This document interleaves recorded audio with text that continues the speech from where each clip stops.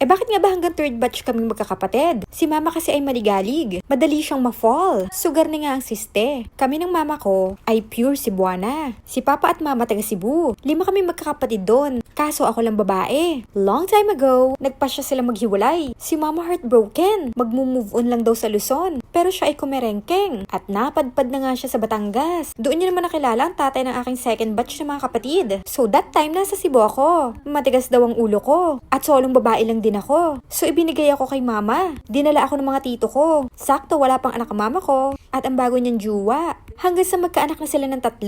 Ayun naman yung second batch kong kapatid. Fast forward, nagbugbugan sila. Habang ako'y nagsasapak baro. Sabi sa akin ng neighborhood, ba't ka naglalaro? Binubugbog ang mama mo. Sabi ko'y pabalik-balik naman siya. Mukhang si Jen nag-i-enjoy. At dahil binugbog siya today, I'm happy for her. Fast forward, naghiwalay na nga. Heartbroken na naman si mama. May tambay doon na tinutulungan siya mag-igib. Na-fall na naman ang person. At yun na nga, lumabas na ang third batch ko mga kapatid. Sa makatuwid, ako lang mag-isa dito. Lahat ng aking brothers ay nasa Cebu. Lahat ng mga kapatid ko dito, mga kalahating kapatid ko. Yung buo ko mga kapatid nasa Cebu. Sabi ni mama, hanap daw siya foreigner.